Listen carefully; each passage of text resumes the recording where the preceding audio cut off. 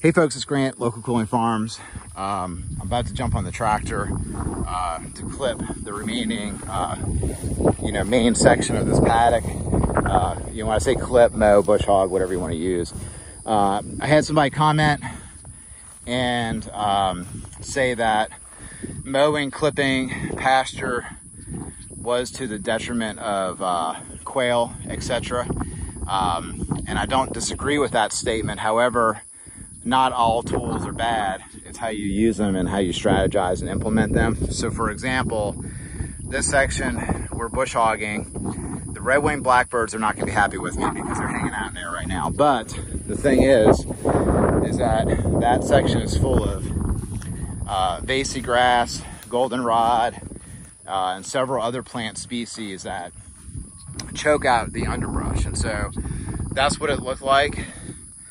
Or that's what it looked like before bush hogging. This is what it looked like after, a day after bush hogging.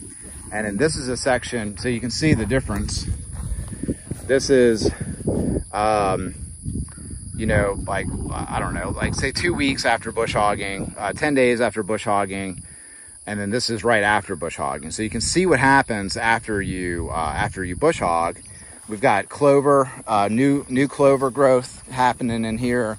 A lot of the plants that we cut, they're from a hormone perspective, they were already in a flowering plant cycle, and so they regrew, but then they went right back into a flowering cycle. So this isn't as woody as it was, but they're still putting out flowers. And this is a non-native weed, but the swallowtails really like this guy. So we get a lot of really good growth. And then to go back to the quail specifically, quail can't walk through this stuff. They don't like it. They'll jump in there for cover, but there's not a lot in there for quail, honestly, just because it's so difficult to move around and fly. And if they got little peepers with them, it's hard for these little guys that are super tiny to move through that stuff. So they like open ground. That's why a lot of people burn for quail habitat, because it gives you a quick green up that's real short. And so, I could see all the new clover in here in a very short period of time. And then we can come back and we can graze this, you see, with our cattle, and then the cattle put on weight, and then we sell the beef, and then we make our money. So, we are a production farm. So we have to produce. We can't just let stuff grow up unmanaged. And so this is another section, another side of that thing. The tractor's right over there. So I'm mowing on this today. But this is the deal. We are leaving these hedgerows in on the interior of every paddock.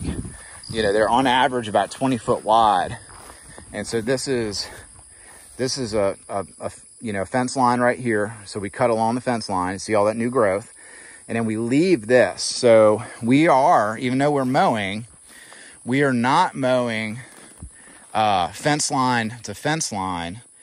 We are mowing the interior, the main interior of our paddocks, because these hedgerows create a feathered edge, and so it creates cover and concealment for quail and other species, but it's not their food source. Their food source is going to be out here in the shallow or the shorter grassy areas. Because look, see all this? You see that exposed dirt in there? This is what it looks like when you let these really woody, aggressive species take over. It's kind of like a guy he's bald, but he's got a comb over.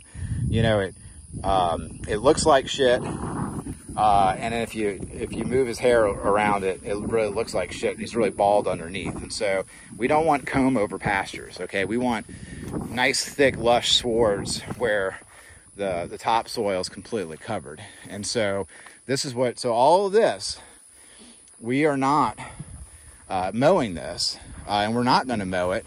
And what we're allowing to happen here is natural plant succession. So we are on our own accord almost taking this out of production. Now, the cattle will go in here and graze, seek shelter, seek shade in here. The goats will also go through here and browse. And so they'll come through and eat the tips off a lot of this stuff. We do have native forbs and legumes. Like this is a a native legume. I don't know which one because it's not flowering. So that's growing up in here. So we got some really good stuff growing up here. We got some blackberry and stuff. But we also have things that are coming up on their own, like this button bush. And so this button bush is a host plant for swallowtail butterflies. It's totally native. It came up on its own. If we had not let this section stay grown up, that button bush would not have grown up. And these guys, the button bushes are not fast growers. And so we need to, create an environment to allow natural plant succession to happen. And that's grasses, forbs, going up to woodiness, going up to small bushes and small trees, just like that southern wax myrtle right there. So we need to let this stuff come up. And so we are fully cognizant that by mowing, we do kill stuff. We run over stuff. It sucks. I don't like, quote unquote, destroying the habitat.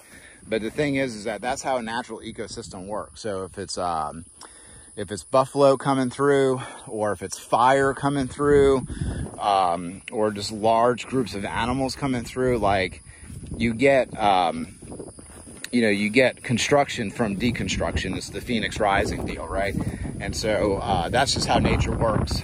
It's like when we want to put on muscle, we hit the gym and we tear our muscle fibers through strength training, and that's how we heal, and then we get stronger. And so this grass is just looking absolutely freaking amazing after clipping and mowing.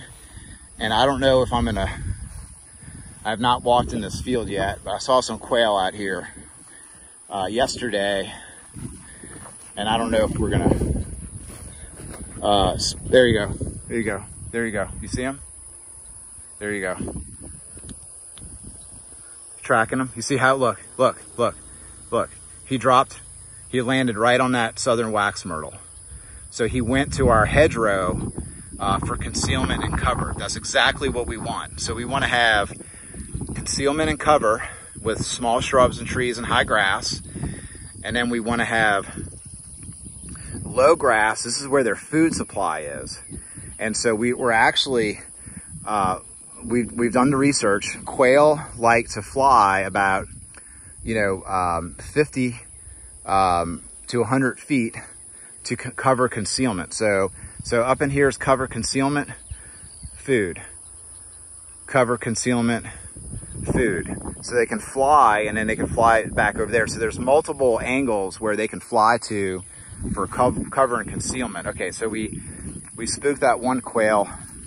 And most likely there's some more out here then.